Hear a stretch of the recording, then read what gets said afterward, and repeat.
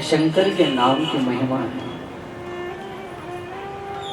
अगर आप मन में ये ख्याल करके बैठे हो कि मैं शंकर को कर्म से, क्रिया से रिझा लूंगा, तो संभव नहीं है। अगर आपको ऐसा लगता है कि मैं रोज पूजा करके, जप करके, तप करके शंकर को रिझा लूं, तो भी संभव नहीं। आप ख्याल करना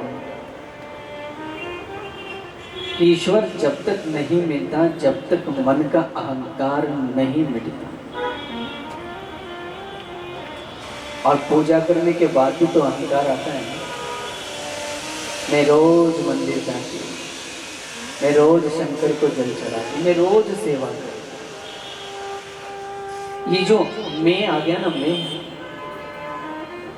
ये मैं ही हमें ईश्वर से जुड़ने नहीं देता। किसी शायर ने कहा है साहब कि जिसे मैं की हवा लगी, उसे ना दवा लगी ना दुआ लगी।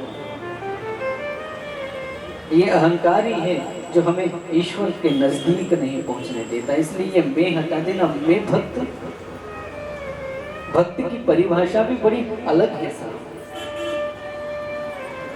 भक्ति की परिभाषा भी बड़ी अलग है। अगर आपको लगता है कि जल चढ़ाने से, बिलपत्र चढ़ाने से, त्रिपुंड लगाने से शिव रिझता, तो पता नहीं कब का रिझ गया। भक्ति का मतलब अलग होता है। मैं नारद भक्ति सूत्र में ले चलूं आपको। नारद जी भक्ति का वर्णन करते हुए कहते हैं, स्वस्वरूप अनुसंधानम भक्ति नाम प्रयच्छति। अर्थात अपने स्वरूप को जानना, अपने भीतर देखना, उसे ही शास्त्र ने भक्ति कहा है।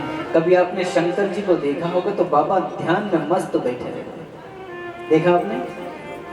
अरे हाँ या ना? अच्छा, जब भी मैं हाँ बोलूँ ना तो ऐसे गर्दन हिलाना, है ना?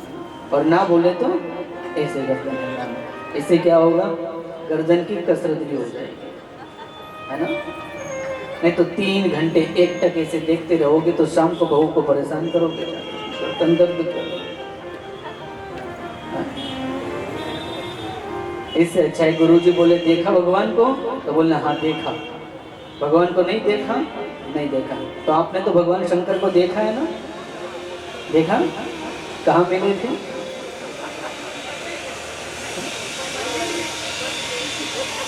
अब अगर मिले तो उनसे कहना मैं भी याद कर रहा था आपको, मुझे तो नहीं मिले हो।